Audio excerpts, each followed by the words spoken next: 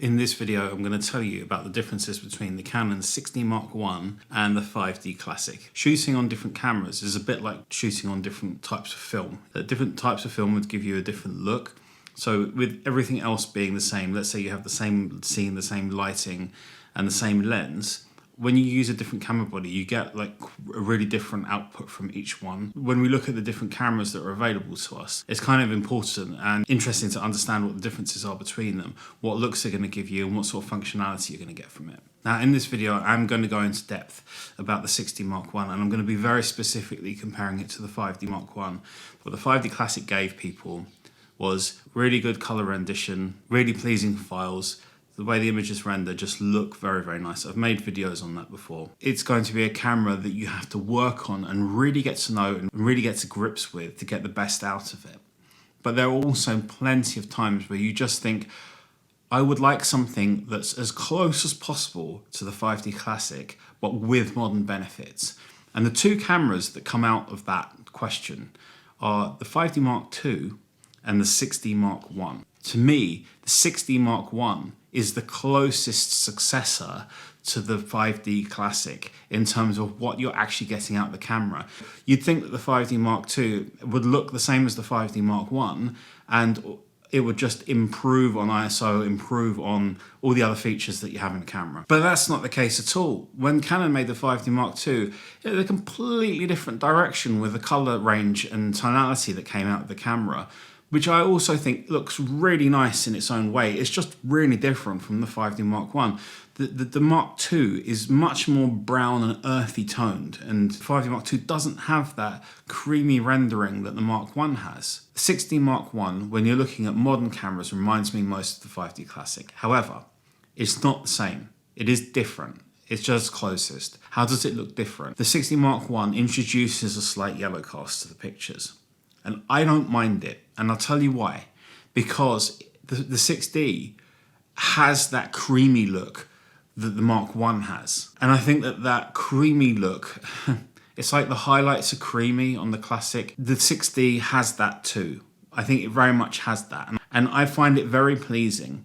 It's very easy in post-production to have a blue-yellow color tone in your images or just get this kind of very nice, natural, pleasing look from them. It's very, very simple to do. The images that come out of it are very sharp. Now, Canon did something, and I know they're doing this without being aware of what they're doing when they're doing it, because they're trying to limit the camera somehow. They reduced the megapixels on the 6D compared to the 5D Mark III. And in doing so, they gave you better dynamic range, they gave you higher ISO performance, and the effect which we need a name for, which I've read so many of your comments, and you're all seeing the same thing. When you take a full frame sensor and you drop the megapixel count down, the pixel density is really low, so the pixels themselves are large, right? So if you have a 12 megapixel full frame sensor, that's not many megapixels for the size of the sensor. Somehow, and I don't know this maths to do it, and I do not care, it looks better. You get like a kind of a micro contrast and pop and subject separation that is there. It's not massive, but it's noticeable, and it does help with the look that you get. And people were seeing the same thing on the A7, the A7S, you know, the low megapixel one, the 12 megapixel one. They were seeing the same thing on the D3 and the D700, and certain other of Canon's full frame sensors, like I can't remember the name of the one, sorry, it's gone from my head, that has 6 megapixels. People are seeing that same thing. So when Canon reduced the megapixel count for the 6D, where they were trying to give you less, what they ended up doing was giving you more. And the 5D Mark II, if you notice, also has around 20 megapixels. That's closer to the sweet spot that is around 12, 13 megapixels on full frame sensors. So actually, in the 6D Mark I, the kind of bad shadow recovery ability in the dynamic range from the 5D Mark III was gone. You got much nicer kind of dynamic range, so you got better sort of highlight roll off and shadow gradations look better, which I think helped to the overall look, which is really weird when you think about it, because the 5D Mark 1 only shoots 12-bit RAW files. I don't even know if you know that, but it does. It only shoots 12-bit RAW files, and it doesn't matter. These things aren't important. What matters is what it actually puts out. This is kind of coming back to the spec sheet wars versus what the camera can actually do, because in theory, the 6D on paper doesn't look that great. But the results of what you get are always should be what informs you. Now, I find the files from the 6D Mark 1 look very sharp, but they've got nice creamy rendering at the same time. They've got a lot of pop, so your subject, which is in focus, will look very sharp and very good. You can crop the files really nicely because of that, but the overall gradations and tones of the images are really lovely. I think they're very, very good. Only, for my opinion, beaten by the 5D Classic.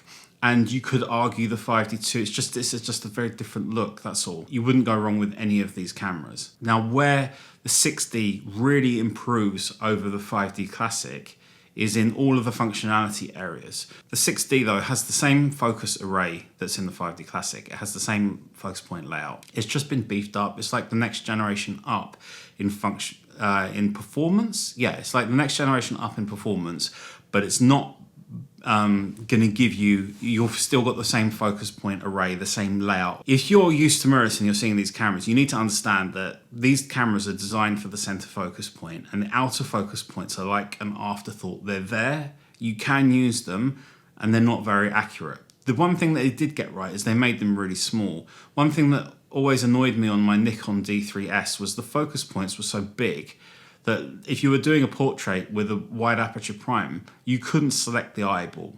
You would literally have to just get the face. And if you're shooting an 85mm at 1.4, you're going to get the eyebrows in focus and not the eyes. Bizarrely, the 5D Classic, with its tiny focus points, you can select the eyeball with that.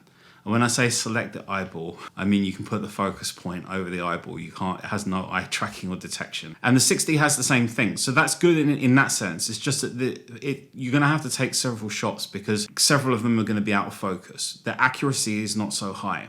Now on the 6D, the center focus point works down to -3 EV. What that essentially means is it's very good in low light. So let's say that you want to shoot an event or you want to do portraits where you're okay with some focus and recompose.